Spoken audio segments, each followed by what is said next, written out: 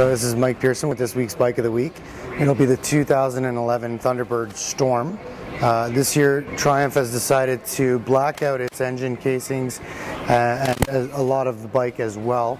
They've blacked out the bar ends, the turn signals, and they've also added a twin headlight, which is based on the look of the Speed Triple. They've decided to throw in a 1700cc big bore kit, which last year was an option at $1,300. The $1,300 option, of course, did not include the man hours that would be necessary to jump the horsepower and torque from this bike from the 1600 version of 87 horsepower to 100 horse and 108 foot-pounds of torque to 118 foot-pounds of torque. That's currently what this bike is putting out. It's approximately 100 horsepower and 118 foot-pounds of torque. And it did come originally with 108 foot-pounds of torque and 87 horses.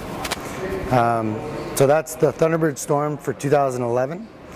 One thing that's really great about the Thunderbird in general is that it's got a tungsten and carbide spray that's been coated on this belt here. So the belt has been tested to 120,000 miles, and it is expected to last quite a long time. The helical gearing inside the engine of the Thunderbird really adds to the smoothness of the ride. If you are switching gears, you do have to watch your throttle hand because the bike is really powerful. A lot of people really, the giggle factor is pretty huge on this bike. If you take a ride on it, you will notice that it actually does handle, and it does handle corners a lot better than any cruiser I've ridden in the past. In order to see that in action, just stop by for a test ride on this week's or this year's demo. We have it parked out front. So we also have a two-tone version of this bike. The two-tone this year is red and black with the silver pinstriping. That one is selling for $15,500. You can add ABS to that bike for about $900. Of course, the Thunderbird Storm also comes in a jet black version, not just the matte black.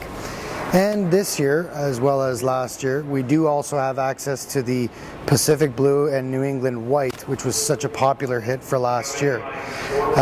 The 2010 and 2011 Thunderbird have been rated as the Cruiser of the Year for both 2010 and 2011. And if anybody wants to look up those articles, I believe they can be found at cycleworld.com. Stop by to have a test ride on a Thunderbird, and chances are you may decide to trade in your current ride. Have a good day.